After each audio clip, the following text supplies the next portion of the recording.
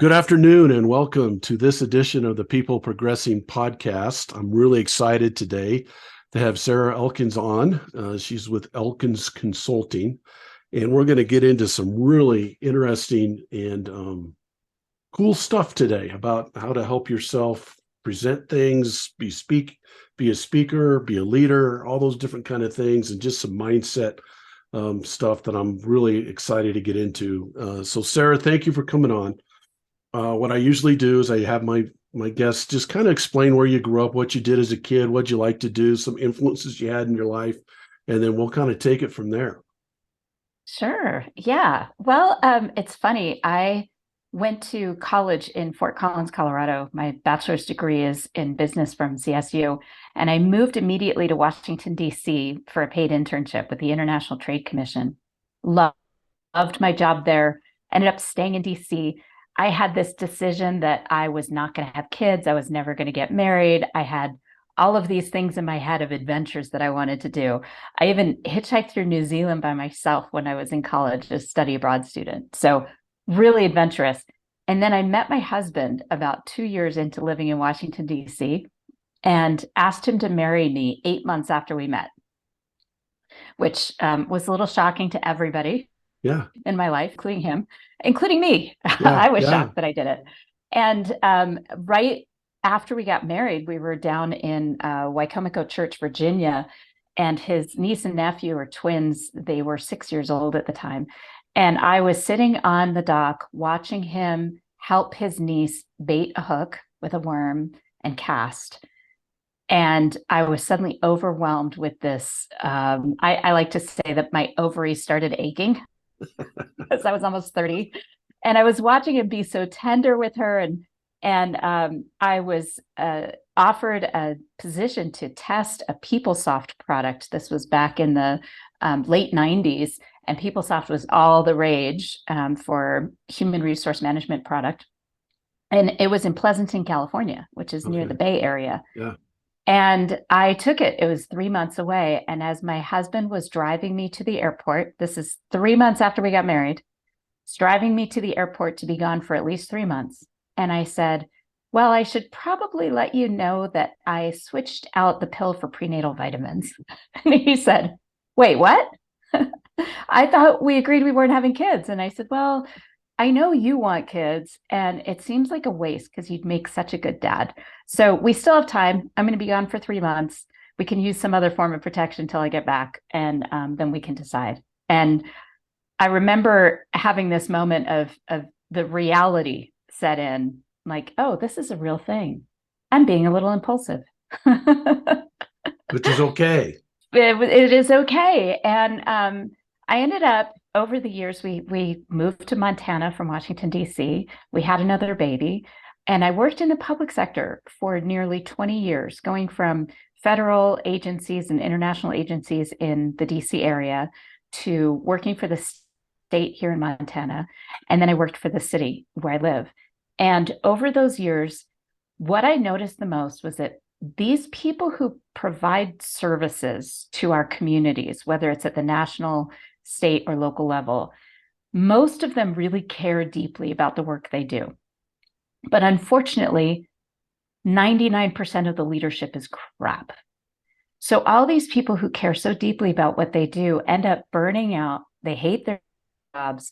And of course, you end up with that stereotypical burnout state employee that's just there to get the insurance and wait until they can retire.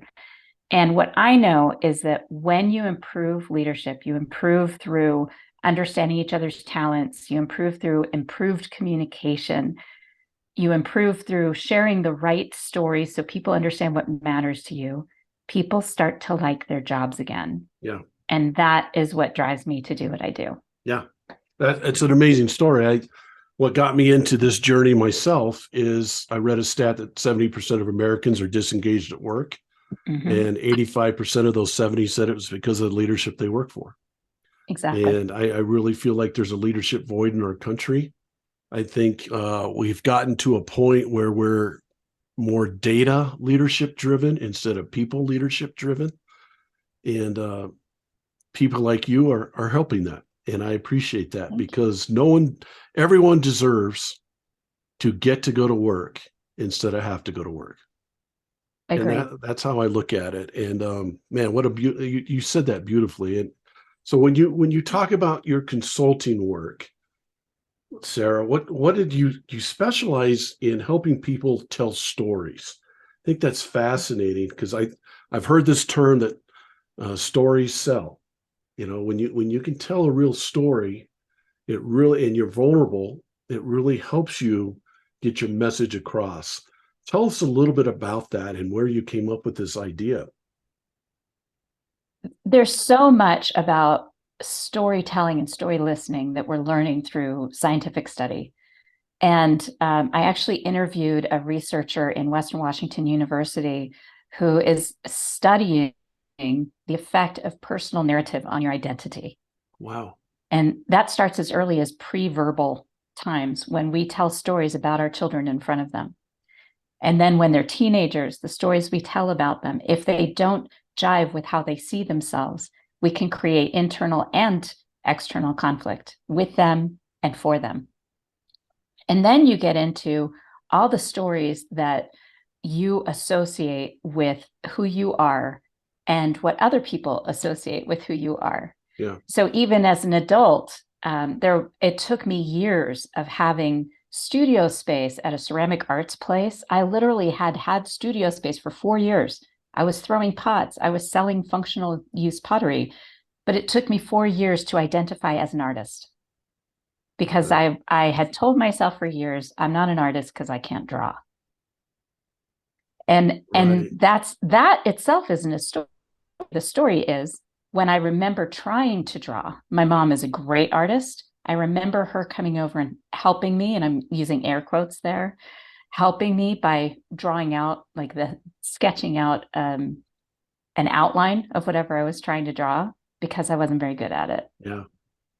So that's a really specific memory. That's a story. That story is what gave me that label of not being an artist. So even as adults, we have that.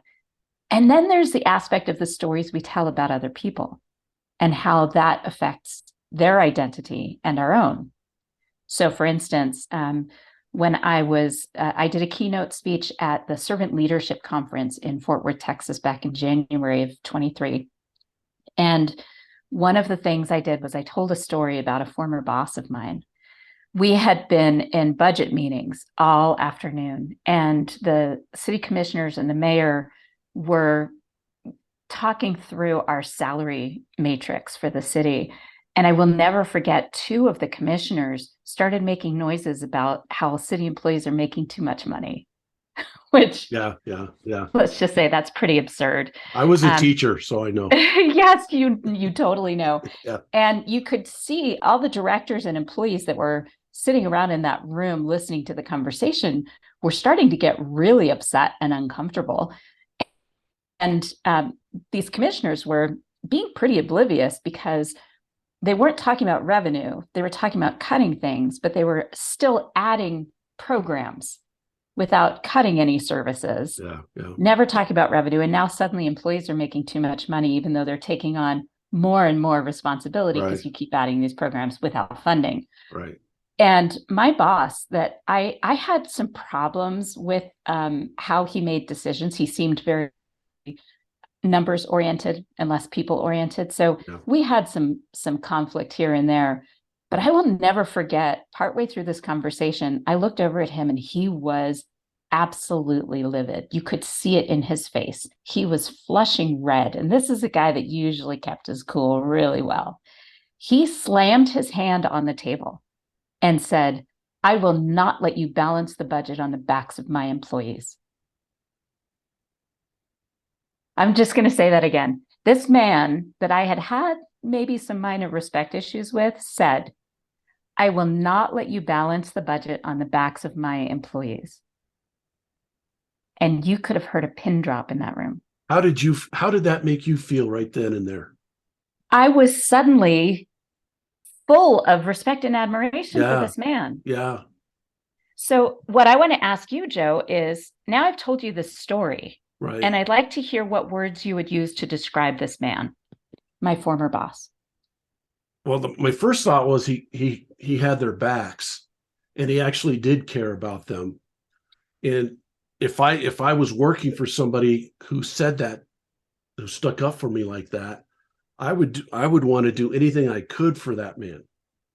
Absolutely. But So it's integrity, right? integrity, um, care, empathy, all of those things that he had came out at one time. Absolutely. But I have a question for you, Sarah. Back Okay. back at you. Did he have a hard time showing that to the people that he led? Oh, absolutely. Because the people Absolutely. the people that he led, he stuck up for them, but did they know that he stuck up for them? Well, they did in that meeting. They hadn't really experienced it before. I can tell you other stories that are not like that, that he Yeah, didn't stand up for them. right, But in this scenario, he did. And the way you just described this man is these are big words. This is important values, yeah, right? big time, big Empathetic, time. Yeah, integrity, trustworthiness, uh, loyalty, right? These are the words that pop into your head when you think of somebody who does this. And when you think about those words, you're talking about a man you've never met before. right. Yeah, because You're I heard, talking about exactly a right. man you've never met before, told because of a story I told, and we barely know each other. Yeah, We've met a couple times now, but you believe this about this man. You have right, this image of a man you've never met that holds these really big and important characteristics of somebody you would respect and admire. So the next question is, as a leader, what stories do you want people to be telling about you? right, What's your right, legacy? And if right. your people aren't telling these stories, your legacy is at risk. Well, it to me, the other thing that's at risk is the risk of losing an opportunity to be something in someone's life that is game changing. Mm-hmm. Um, I tell the leaders I work with, and this is how I was as a coach, is if I could have a piece of that person 20 to 30 years from now after I coach them, they can look back and say, man, I remember when Coach White said this, or I remember us doing this because it was had discipline in it, or whatever it might be that's helping them in their life 20 to 30 years from now. I win. That's why I coached, is to leave Mm-hmm. that legacy. It's no different in business. It's no different in city government. It's no different in athletics. Every single person that is a leader has that opportunity to have that long lasting legacy in a person's life. What an unbelievable, awesome opportunity that we all have as leaders. And Mm-hmm. we're all, the other thing is in my mind, we're all leaders. We're husbands, we're fathers, we're wives, we're mothers, we're, whatever, we're aunts, we're uncles, we're at work or whatever it might be. You have a chance to lead all the time in the grocery store line. When you're Mm-hmm. standing there in the grocery store line and you do something nice for someone else, that's leadership, in my opinion. And you're having a profound effect on someone else's life in a positive way. Now you got me going. This is awesome because that story, when you first told it, Sarah, when you first told the story, my viewpoint of him was not any of that, was just the opposite of that. And then when you told the story and he stood up for his people in sports, that's a big thing. When the coach stands up for his players, that's a huge thing. It Mm-hmm. should be the same in business. Now, it doesn't mean you can't have the tough conversations with the people you're leading. So sometimes that You has have to happen. to. Yeah, you Uh, have to. you're I not used doing them any favors by not doing that. No doubt. I used to tell people all the time, hey, I'm having this conversation because I owe it to you to be as honest with you as I can. And I'm only here to help you grow. That's why I'm doing this. Um, Mm-hmm. so I can, man, you just explained the power of a story very beautifully. How strong was that? Thank Um, you. I don't even know where to go after that. Well, I'm usually not speechless because you started that story out by me kind of being mad about the leader that you had to work for. And then by the end of the story, I'm like, this guy's a stud. This guy's a real leader. My only question was, and I'll ask it again, was he stuck up for his people in that meeting, big time, slammed his hand on the table, his face was red. That mhm. shows you the true passion he had for his people. Did his people really feel that true passion in day-to-day leadership from him? I would That not say so. Yeah, that's kind of sad to me because he has It it, but he's is. not showing it. Right. Why? But the Why? demonstration is the story. Right. Yeah. So I could tell, well, wait a second. Let's back up a little. Okay. What did that story that I told you say about me as a person, as an employee, as a storyteller? Well, it told me one that you were open to different things. You hadn't closed your mind on him as a person, as a leader. The other part of it was it told me that how proud you were to tell that story about this person. And that proudness, I don't think that's a word, and that pride that you had came out in the passion and how you told the story. Okay, so let's think about it from another perspective. What if I told you a story that made him look really bad? I would be pissed. In both ways. I could tell the story where I was a victim, where he wasn't supportive, or he didn't have my Right, back in a situation. And that story would have told you just as much about him as a poor leader as it would about me. right. So the stories you tell about other people say a lot about who you are. I'm not going to tell you a story about a negative story about this person because that reflects badly on me. Because There are times, sorry, what? it makes you look like the victim. Yes. And Okay. there are certainly times where those stories are appropriate. So I worked with a woman who was really cruel to me. She would say the most ridiculous things that now I look back and I think, holy cow, what in the world would drive you to say something so cruel to another human being? Yeah. And I could tell this story. My answer is one day she was screaming at me. She was literally yelling at me across her desk. And at some point she said, well, we have always had problems in communication between our two offices, and it's just unprofessional. And my answer to her was, my office is 30 feet down the hallway from here, and you haven't set foot in it in 2 years. So if there's a communication problem, it might be coming from here. And at some point, the very end of our conversation, she said, well, we will never be friends. And I crossed my arms in front of me and I said with a smile, I'm okay with that. And I walked out and I walked into my office. And of course, I was a little shaky. I was a little Yeah. flushed because it was Yeah. it was a hard conflict I was dealing with. But Joe, I was so proud of myself in that Yeah. moment because I called her on her bad behavior. I didn't insult her. I didn't tell her she was a horrible person. I said, this is part of why I don't come to talk to you is because you're mean to me. You talk behind my back. You dismiss my ideas. This is why I don't come talk to you. So I said those words. I called out the behavior, but I did not insult her. And I felt so good about how I stood up for myself with dignity and without being cruel. Mm-hmm. And I got home and I told my husband that story. And he said, Sarah, I am so proud of you. Yeah. You wouldn't have done that 2 years ago. You with this other boss that you had that treated you badly, you wouldn't have done it. You wouldn't have said that. And I'm so proud of you for handling it the way you did. And you can be really, really proud of yourself.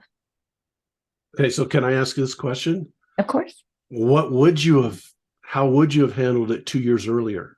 When your husband said you wouldn't have handled it this way 2 years ago with that, how Well, would you I have had handled had it then? this woman that I talked to that I stood up for myself. She was not my boss. She didn't have the power to fire me. My boss in a previous job was also cruel, which is how we identify patterns. What is our role in it? And what I had noticed in that point was my role in the damaging relationship prior was that I tried to make her like me. Okay. I didn't stand up for myself. Okay. And I didn't catch it necessarily. I can be kind of oblivious when somebody's being mean to me because I don't know. Like, why? I'm so puzzled by it, I guess. Yeah. Why would Yeah. anybody be mean? Yeah. I get I it. don't Yeah. understand that. But prior to that, I would have just continued to try to work to improve things Okay. without actually calling the bad behavior and saying, hey, I don't think that's right. This isn't okay. That was rude. Don't talk to me that way. And you're just talking about the behavior, not the person and who they are. Exactly. So by telling you a story that had a villain to a certain extent, I am not placing all the blame on the villain. Some of it is me. Not that anyone deserves to be abused in any way, Right. especially by their boss. There is no excuse for the bullying behavior that I've experienced in my career. At the same time, I see patterns. I see what my role is. And sometimes my role is I'm poking the bear. I know, and I'm still doing it. That's sometimes my role that I have to own. And then other times my role is I'm not standing up for myself and the people around me. So my role means standing up and saying, no, I'm not going to tolerate this. The 2 years, going back again from the 2 years prior to that meeting with that lady, and your husband Mm-hmm. said you wouldn't have done that 2 years ago. Right. What changed for you during that 2 years to give you that? The uncovering of patterns. Okay. This is, again, we're coming back to this personal narrative. At that time, 2 years before, I'd been working with a woman who was my boss, who was very cruel to me. I mean, worse because she was my boss.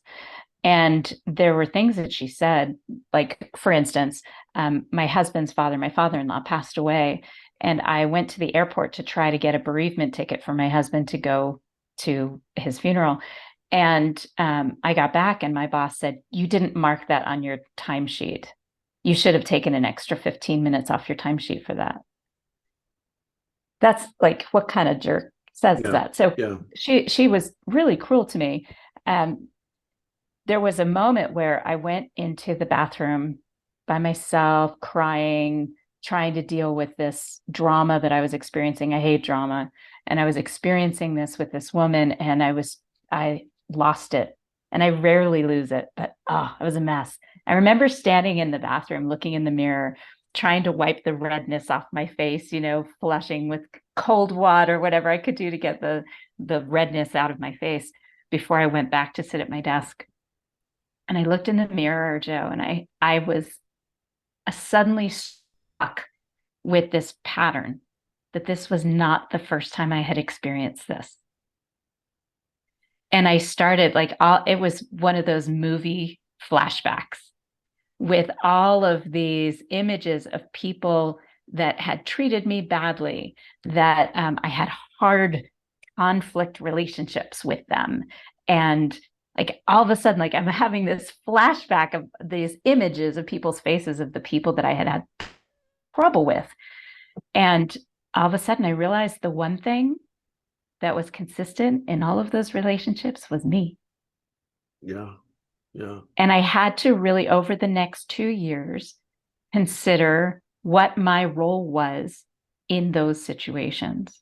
Wow. Was it that I tolerated it too much and I should have called them on it? Was it that I was instigating and antagonizing in one way or another? How was I handling what was happening? That I was still trying to learn this damn lesson. Like that Yeah. was what popped into my head. My mom, when I was 18 years old, said, Sarah, you have to learn the lesson the universe is putting in front of you. Otherwise, it will just keep coming up over and over and over again. Wow. And those were the words that popped into my head as I'm looking in the mirror, realizing, understanding the pattern. So this is just fascinating. So when you realized that, did you take each individual one of those relationships and kind of decipher what your role was in that relationship, or was it a pattern that was kind of consistent throughout, or what was it? I could definitely see where I would have done things differently with this new awareness. I don't look back with regret at all, No, because every one of those situations taught me something, even right, if it wasn't right. exactly the right lesson to No, avoid I get in it. the Yeah. future. At the same time, I didn't pull it apart like every little bit, because the awareness that I had a role in all of these was enough to trigger some self-reflection into the future. So anytime I would notice something similar to this pattern that I had experienced, I then would take it apart. What is my role here? What am I doing that I could be doing differently? Do I need to leave because I'm not going to tolerate being abused? Is there something I can do or say that can change this dynamic? Where could I possibly be antagonizing? Because that's not right either.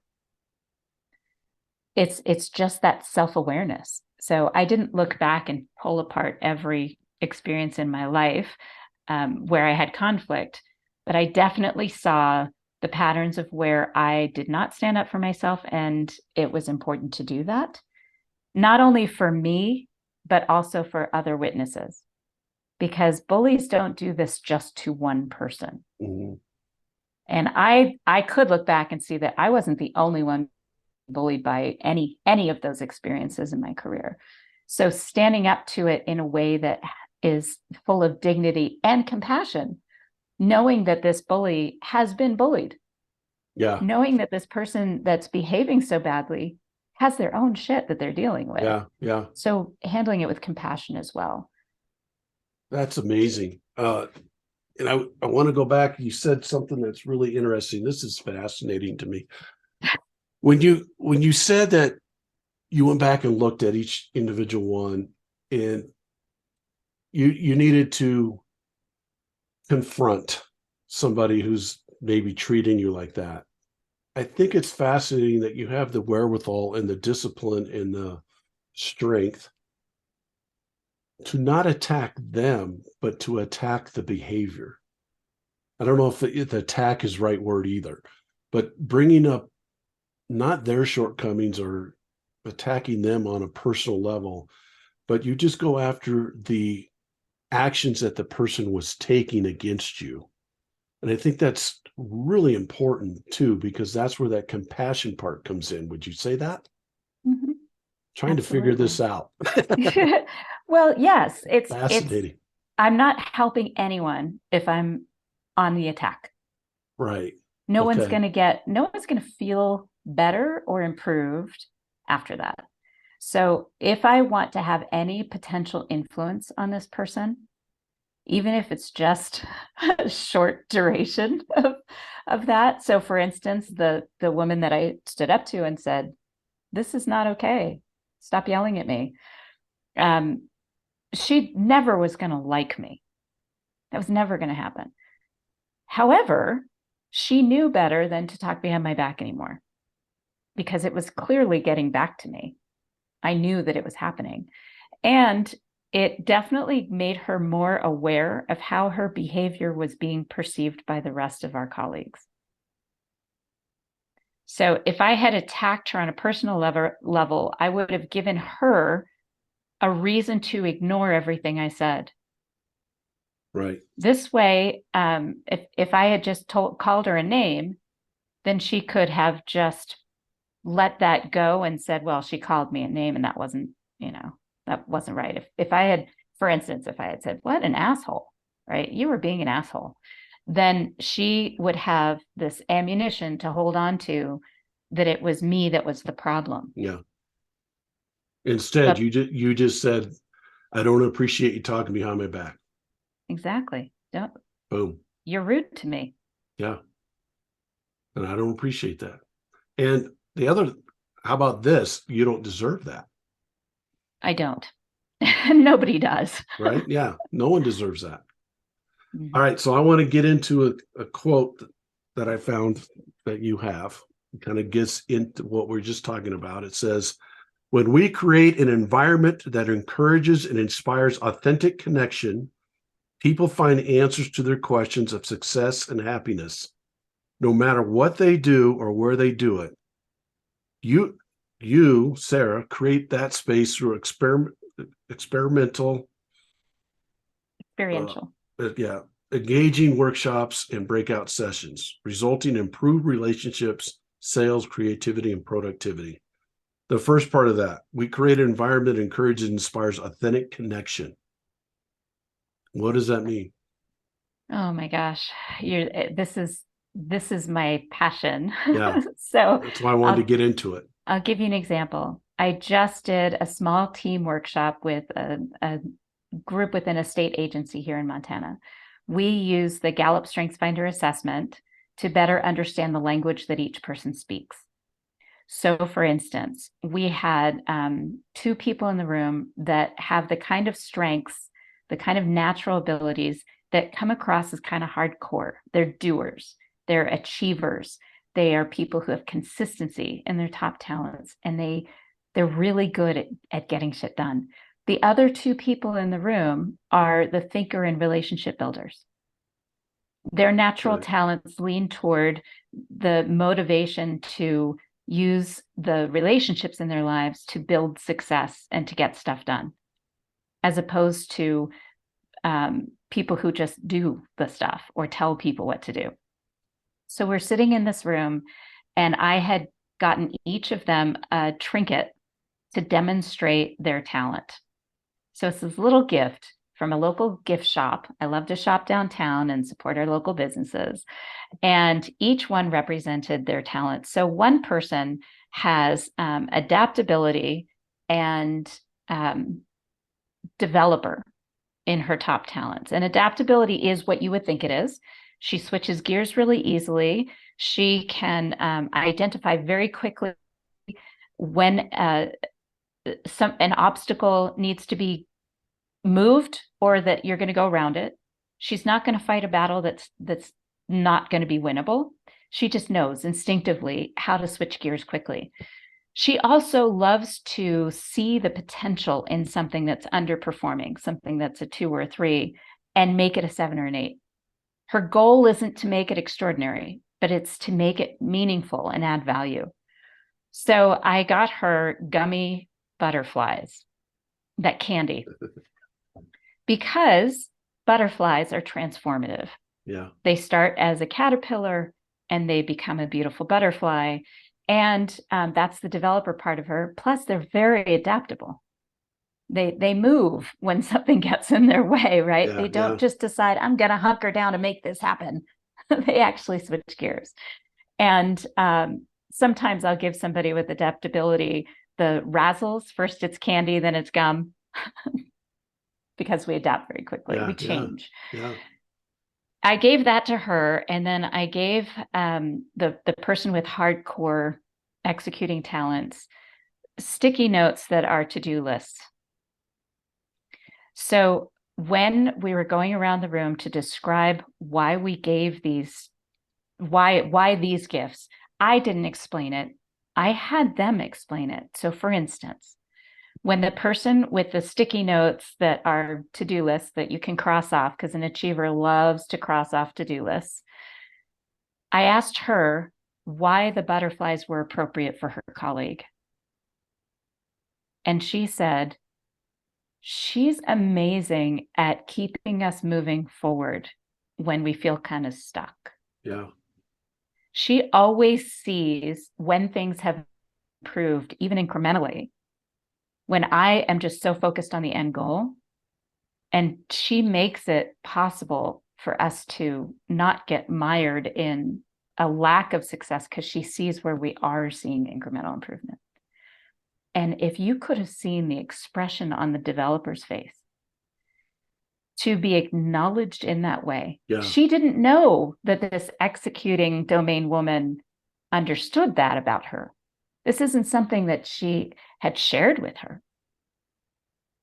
And the whole room, the other two people in the room, you could just feel this melting of tension. That's the authentic connection. That's what I do. And there is frustration. We talk about why it's frustrating when this woman wants to include all these other voices and the executing domain woman just wants to get shit done. Yeah. There's going to be conflict. Having that space where we understand the beauty that is in a person makes it far more likely that any kind of constructive feedback is actually going to work and make an impact to improve things. Yep. They understand each other better at a more deeper level. So they can appreciate each other at a deeper level. Exactly. That's so powerful, building teams and so forth. And it's so vulnerable too. It helps people become vulnerable and get to know each other on a different level. Right. Now, and vulnerable to whatever limit they want. Right. I'm not going to. So for instance, I gave this keynote at the Servant Leadership Conference and started by singing a cappella. There you go. And there were hundreds of people in this room, and you could feel this energy of people just kind of melting tension in this room of hundreds of people. And then I told some stories that brought us together, that everyone could have some relationship to. And then I also explained that we can't expect everybody to share at that vulnerable level. If you're sharing at an extremely vulnerable level and that doesn't feel right to you, all you'll succeed in is making other people really uncomfortable. Yeah. So making sure that you're creating an environment where people feel comfortable to get as vulnerable as they need to, or as they feel comfortable with, and slowly growing that comfort zone into the stretch zone. That's a critical factor in creating that environment as well. So when you're talking about that environment, how important is it for the leader of these teams? So you're talking about bringing that team together. I call them teams. It's my athletic background. No, agreed. Teams are everything. How important is it for the leader to be vulnerable to start out the sessions? I don't think of it in terms of vulnerability, Joe. In my experience, especially with StrengthsFinder, if the leader of the organization or the team isn't contributing, if they're not sitting right up front, their strengths on display, and making it clear that this tool is going to be helpful to them to better understand and motivate their employees, then don't do it. If you are a leader and you're just doing it as a flavor of the week to try to get people engaged, but you aren't interested in it and you don't see yourself as somebody who could learn and grow and be better, don't do it. As a matter of fact, get out of the leadership business. Because if you think you already have all the answers and none of these tools are going to help improve relationships, then you're in the wrong business. Yeah. It's so important. It's almost in sports, we have a saying that I wouldn't coach somebody to do something that I wouldn't do. Exactly. Right? Don't tell your employees to get all vulnerable and take this assessment and learn about themselves if you don't think you have anything to learn. Right. Amazing. This is powerful stuff. You're a Gallup certified strength coach. Tell me a little bit about that. There are a lot of assessment tools out there that are pretty accurate. I know that Gallup is accurate because I've worked with thousands of people with this tool, but there's DISC and there's Myers-Briggs. I picked the Gallup tool because I like how it's presented. And I always hated assessments before. I found them to be very self-limiting and labeling. And what I liked about StrengthsFinder, first of all, is that what it's doing is it's acknowledging your natural, most instinctive ways of approaching a problem. So it's not about your character or your values. It's about how do you solve a problem? What's the first thing you do when you walk into a room and you're faced with a project or an obstacle or a relationship? And because there are 34 different themes and you're looking at the top 5, 6, 7 in terms of that instinctive, very quick way that you approach something, it offers a complexity in the view of who you are that some of the other assessments seem very polarizing to me. So, like Myers-Briggs, unless you actually read the report and dive into it deeply, you don't see that the IE, introvert extrovert, is on a spectrum. Yeah. So if you're just looking at the letter and deciding, oh, I'm an I or I'm an E, what does that say about you? It's like an on-off switch. Either you're one or the other. And I know from all of my experience with working with people that everyone is somewhere in the middle there. There are very few people that are all the way introvert or all the way extrovert. Right. So StrengthsFinder has this ability to see beyond a one-dimensional label for how you behave. What got you into this? I mean, this isn't what you first started doing when when you No. started working in Washington, D.C. and your major in college and all that stuff. How did you transform into this? How did you get into what you're doing now? I think that's fascinating to me how you obviously have high emotional intelligence and you have a tremendous amount, but you're taking that now to the next level and helping other people develop their emotional intelligence. Why did that happen? How did it happen?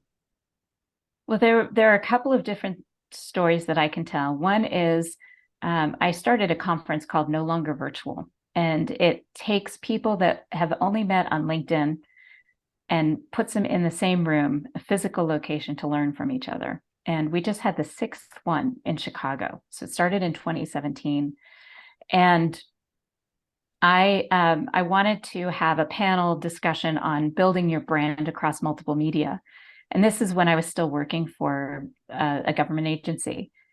And one guy had started a podcast years before and now had a service to help people start podcasts. And I said, would you talk about starting a podcast? He said, yeah, why don't you tell me somebody who has mentioned interest in starting a podcast, and I'll work with them and we'll get it started. And then we can have a discussion, like a case study. This is what we did. These are the steps we took. Here's where we went wrong. Here are some of the really good things, lessons we learned.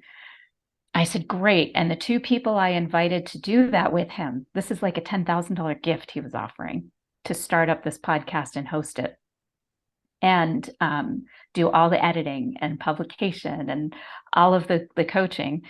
And they both turned me down. They both said, oh, I just don't have time for that kind of project. And somebody I know said, well, you're a storyteller. You've told stories on stage. It's what you do. Your strengths are your stories, is something you've been saying for years. He said, why don't you start a podcast? And I thought, oh, I don't have time for this. But I did. And I call myself an accidental podcaster. And here we are 5.5, 6 years later, still doing it, 200 and something, 80, 75, something like that episodes out there. But what I realized is that a lot of people don't know how to tell the stories that demonstrate who they are. So when I talk to somebody, if they tell me they're smart, I don't have any reason to believe that. Mm-hmm. But if they tell me a story that demonstrates what they did to solve a problem, they don't need to tell me they're smart. Because honestly, if somebody has to say, I'm smart, or I'm generous, or I'm a team player, you're probably doing it wrong. Because if you have to tell people, it means you're not demonstrating those qualities, either in person or through stories. So that got me into sharing stories as a way to demonstrate what you do and how you do it and what you care about, what matters to you. And then when I left my job, and my goal was to improve communication at work, particularly in the public sector, because I care so deeply about these people who are providing services to our communities, our global communities. And I realized that I needed an additional credential to get my foot in the door. And one of my friends works for a big agency here. And she said, I want to bring you in, but the MBA isn't enough. I don't know how you would propose improved communication without some additional credential. So I looked at StrengthsFinder, and I looked at DISC, and I looked at Myers-Briggs, and I looked at a few others. And I liked StrengthsFinder because of how it was presented. And honestly, it was a means to an end at that moment. Yeah. It was, how do I get my foot in the door to help improve communication at work? And so I went for the certification, which was expensive and hard. There's testing, there's serious investment of time and energy and money to become certified in this tool. And that's part of what I liked about it, because I realized I don't want to be part of something, have my name associated with something that isn't rigorous. Yeah. I don't want to know that there are other coaches out there that aren't doing this, that aren't, well trained to do this. So Right.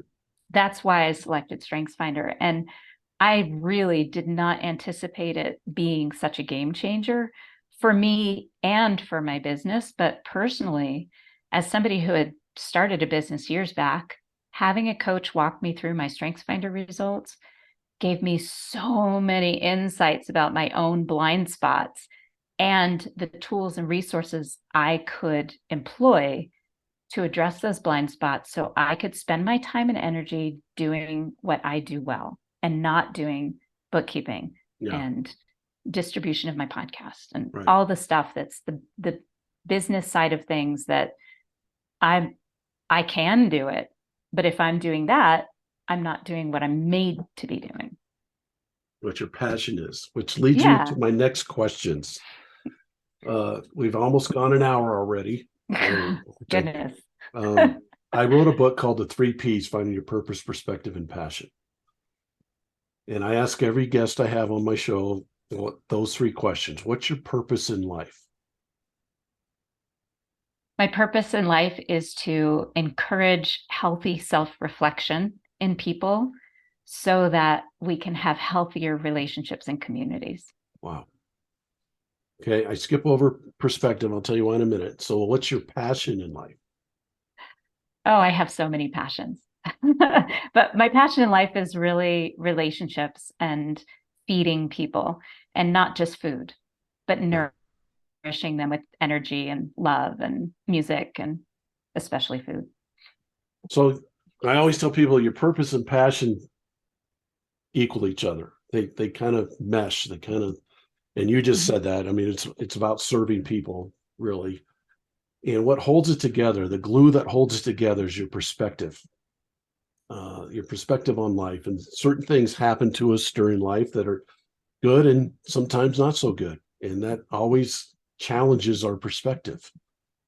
But that perspective is what holds your purpose and passion together most of the time. So, what is your perspective on life? How do you look at life?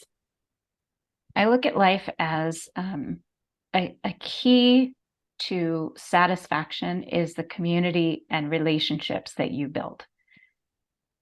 And the only way we're going to reduce the conflict and polarization that we have in across the globe is to reflect in terms of what we want out of life, how we want to be seen, how we want to know ourselves, and then be able to translate that into healthy relationships. So my perspective comes from growing up in a Jewish household that I'm not religious. I don't celebrate in the same ways that other Jews do. Um, but growing up in a household that valued gratitude Yeah. above all, we continue to be please and thank you kids. Yeah.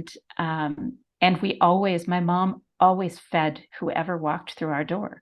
Yeah. Didn't matter who they were. And we as a family created an environment where people felt safe. They could come in and explore something that was uncomfortable for them. Maybe that was being exposed to a different kind of religion. Maybe it was being exposed to sushi for the first time. Maybe it was being exposed to a household that laughed a lot and hugged, were super huggy. And people felt safe to do that, to talk about things that made them uncomfortable anywhere else. Yeah, cared about people. Mm-hmm. The bottom line, that your mom taught you how to care and enjoy and respect and have empathy for people. And laugh. Yeah, My dad was hilarious. that's awesome. I do have one more question. I sorry, I said I had three more, but I do have one more. Yep. You help people tell stories. You help people, a speaker, get prepared for a speech they might be doing by helping them with stories, and leadership you're with stories and so forth. What do you say to somebody that says, I don't like telling stories because I feel like I'm bragging if I tell stories? That is such a good question. And you're not the first person to ask me that. I like to remind people, well, I'll just give you an example. Excuse me. I had a client that had completed a few Ironman triathlons, and he wanted to tell the stories of those triathlons, but he didn't want to brag about completing Ironman triathlons. Yeah, That sounds like a pretty big, hardcore success story, right? yeah, And I asked him, well, were you just fit? You just went? You didn't have to train? You just went and did it? And he's like, no. And I said, well, tell me about your training. He said, oh, I'll never forget my first 100-mile bike ride. It was so painful. I almost didn't finish. I said, what happened? And he told me this amazing story of perseverance and persistence. I said, but you finished that 100-mile ride. He said, yeah. I said, did you do it all by yourself? He said, no. Oh my gosh, my wife was a huge support. And the other people I was training with, they gave me these ideas and these resources. And I said, okay, Greg, that's your story. yeah. Your story isn't, I competed in an Ironman. Your story is, I persisted. I worked my ass off. I addressed these crazy obstacles in order to get to this. So it's not bragging if you're talking about the obstacles that you face to get there. Wow. And you just led him into that so beautifully. Thanks. When you talked about that, I was like, man, she just led him into that story without him even realizing that he was inspiring people with his story, because you led him into that. And I'm sure he didn't feel like he was bragging or bodacious or anything like that after that. I mean, that's a beautiful way how you did that. Sarah, thank you. I know this has been in about an hour now. I told you we could probably go 3 hours, you and I. How can people get a hold of you? How can people listen to your podcast, hire you to come work with their organization, or speak, be a keynote, or whatever you like to do the best, or whatever you enjoy doing to help people? Well, first, thank you so much for inviting me, Joe. This has been such a pleasure. As always, I love chatting with you, and I'm looking forward to getting you onto my Oh, podcast. that'd Your be great. stories, yeah, it's your stories don't define you. How you tell them will. Yeah. And everything can be found on my website at elkinsconsulting.com. So you can scroll down and see all of the places to find my podcast, Spotify, YouTube, Apple Podcasts, all of the standards. Or you can listen to my podcast straight from the website. There's a podcast page. You can also schedule a discovery call with me to talk about working with your team or coming to speak at your event. And I am pretty active on LinkedIn. So find me at The Smile is Free is my LinkedIn Okay. ID. I got to get on that. I appreciate you coming on. And you taught me one thing. You said, if you want to grow your podcast, you need to ask people to grow your podcast.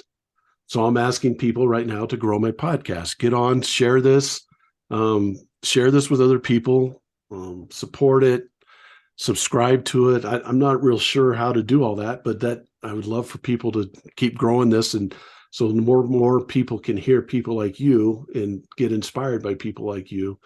You can find me through Coach Joe White 90. It's CoachJoeWhiteConsulting.com. or you can email me at coachjoewhite97@gmail.com.